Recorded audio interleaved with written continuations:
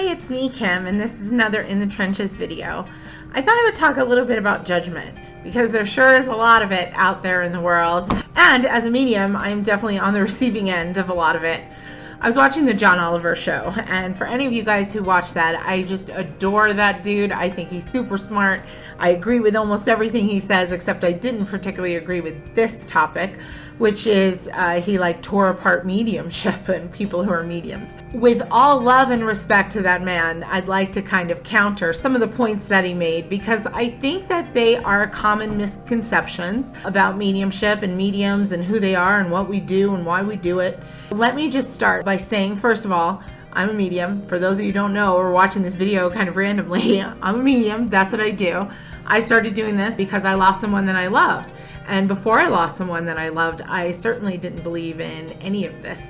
And I was very skeptical as well. So that was my experience before I lost someone. And then after I lost someone, I was desperate to talk to him. So being the little skeptic that I am, I called into a radio show and I got a reading. It was very accurate. It had lots of very specific details that there's no way anyone could have known. And I wasn't calling from my phone, and it was random on the radio.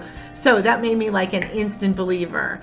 But I also had a need to talk to him. So it made a medium the perfect place for me to go, because it never resonated with me that he was gone for good. Because I just thought, if you love someone and you care for someone, that leaves a mark somewhere in the universe. And so I wanted to talk to him again, make sure he was okay. And that's the same reason a lot of people come to me. They've lost someone and they want to know that they're okay and that they're still around. And that's what mediumship is. I've met a lot of mediums over the years, and mediums are people just like any other people. And so we all have to work on ourselves, and some people are and some people are awesome and all of that. And so people are people and mediums are people. So let me say that first and foremost. Mediums are people too. We're not all perfect just because we talk to the spirit world. It just happens to be our gift, or what we're doing, how we're expressing our gift of love and the love of service in the universe. As a medium, that is why I do this. I do this to help people connect. Many other mediums I know, their intention is exactly the same. Mediums are people, so some people are kind of shady as hell. And so every once in a while you do hear the stories of, or see the stories of, someone who's fake or fraudulent or tries to cash in on a missing persons case, stuff like that. But I think that's the nature of people, not the nature of mediumships. There's also, a lot of stories I've heard about people where they say, they went to see a psychic and they said, oh, it's like $200 to remove this curse or whatever. And that's all bullshit. It's just all bullshit. So my first point is that genuine mediums do this work out of love and compassion for you.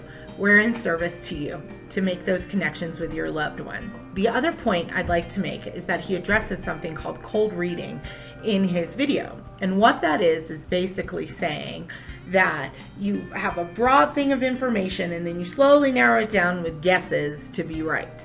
In the situation he was talking about is in a big audience, or when you do those gallery readings. He's saying basically everyone's bound to have something like that, and then people just guess, make educated guesses from there. To counter that, I would just like to say there was this book, I can't remember the dude's name, it's called The Afterlife Experiments, and basically what they did is they had people go sit with someone, and there was like a curtain in between them so they couldn't see the other person, and they had the medium say all the facts and stuff that they were getting from the spirit world, and the person never gave them any validation or anything, and they just went their separate ways. So people who were just genuinely new to this and not mediums scored like an accuracy rate of between 47 and 50 something percent. I can't remember what it was. But for people who claim to be mediums, they scored over 80% accuracy with the spirit world. Now, I want to say that because that way you could do your own research, because I think it's important, have your own opinion about this, whether you believe it or don't believe it, but at least back it up with some facts, And so this is something that you can look at as evidence for a different argument versus the one that John Oliver made. There is some science behind it, but I would also say to you that experience is just as important as science is any day of the week. And if you go to a medium and have an experience that's awesome and get to connect with your loved one, no one's ever going to tell you different. And so I am just telling you that because no one will ever tell me different, that my experience with Mike, talking to him in the spirit world, wasn't legit. Because I know all the little things I put in place so that that medium wouldn't know anything about me. And when people come to me for readings, I don't know anything about you. You just come and you sit down and we make that connection. Now, I like to tell people that I'm like 85, 90% accurate, but every once in a while, I make mistakes. And I make mistakes because I'm not dead. And basically, the spirit world is trying to communicate with me with no mouth, no body, trying to say like their name or who they were or how they lived. And so my energy is blending with theirs. So I will make mistakes, and all mediums will make mistakes. And that's okay. That's why we are the living and not the dead. We are just taking their messages and sharing them with you to the best of our ability. With that being said, a lot of mediums, we have to work on our own shit, because sometimes things come into our awareness and then we have all of our own life experiences connected with that, and we may make a judgment about it. For example, when I first started doing readings and I got the inkling or the feeling, like this little feeling with people that they crossed into the spirit world of their own volition, I just thought everyone who had taken their life did it because they were depressed. So I was wrong about that for a while there, because I had that assumption when I first started because of what my experience was, and then the reality of what was actually happening. So I had to work through my own beliefs about that and also make those spirit connections, which I did, which taught me something different. That was 13, 14 years ago, but it's something that I work with all the time at being better and clearing away all my crap so that when the spirit world communicates with me, I can share whatever they have as clearly as possible. The other thing in the video that they do is they show John Edwards, who lots of people know, having a hard time with a reading in a group. And it's probably a really bad example of his mediumship. I mean, I think I could find a lot more really good examples of his mediumship. But the fact is once again, just to go back to this, mediums are people. Sometimes we have bad days. Sometimes we're not translating things correctly. But as far as I have seen, he's an awesome medium. And there's lots of other awesome mediums out there. And the other thing is that he talks about in the video about the prevalence of mediums on television, on Long Island Medium, Mama Medium, that Tyler guy, all of those people out there who are mediums. And you know what? Those mediums, that's their path. They're good mediums. They're doing what they do, okay? But I am going to tell you that what you're seeing on TV isn't necessarily legit, because those people are mic'd up, they've signed waivers, they're already there. I'm not saying that that medium knows anything about them. What I'm saying is that we don't necessarily go up to people in the grocery store. I actually think, in my opinion, and this is just my opinion, that is a sign of an untrained medium who turns their mediumship on everywhere they go, because it's exhausting to connect with the spirit world sometimes. And to be on 24/7 is ridiculous, because we're here for the experience of living. We're here to enjoy life.